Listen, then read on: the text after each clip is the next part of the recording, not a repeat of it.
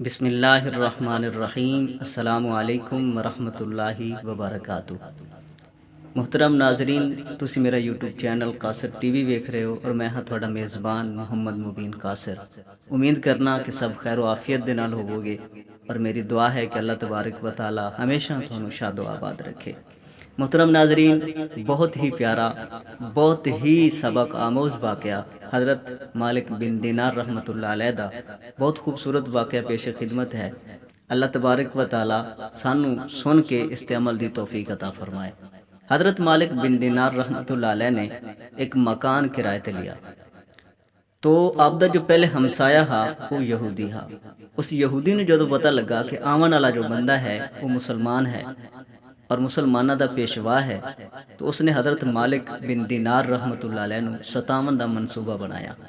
تو اس نے حرکت کی تھی کہ حضرت مالک بن دینار رحمۃ اللہ علیہ اپنے گھر دے وچ جس جگہ تے نماز ادا کردے ہے، اس جگہ تے اپنے گھر دی ساری غلاظت اکٹھی کر کے سٹنی شروع کر دیتی۔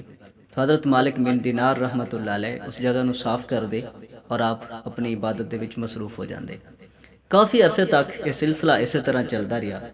بالآخر اس یہودی نے حضرت مالک بن دینار رحمۃ اللہ علیہ دی خدمت دے وچ حاضر ہو کے عرض کی تھی کہ حضور میں تھانوں اتنے عرصے تو تکلیف دیندا پیاں، تسی اج تک شکوہ نہیں کیتا، کدے علامہ نہیں دیتا۔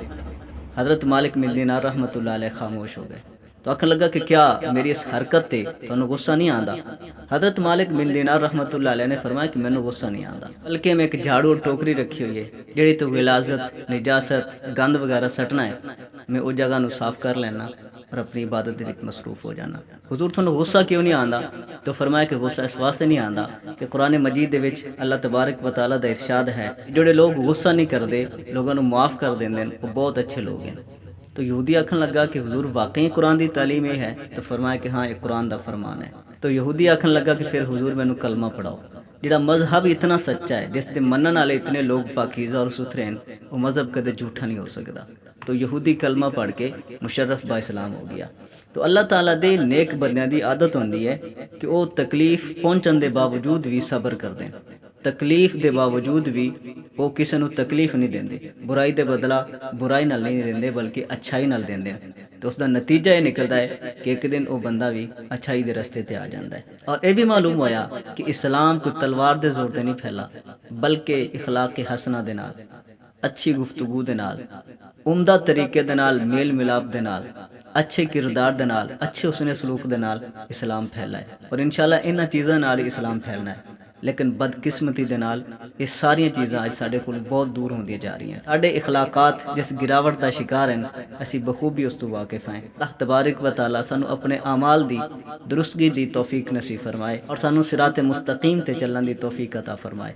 اگر تسی میرے چینل نو اجے تک سبسکرائب نہیں کیتا تو اس نو سبسکرائب کر لو۔ انشاءاللہ اتنے تھانوں بہت اچھی ویڈیوز ملدیاں رہن گیاں۔ السلام علیکم ورحمۃ اللہ وبرکاتہ۔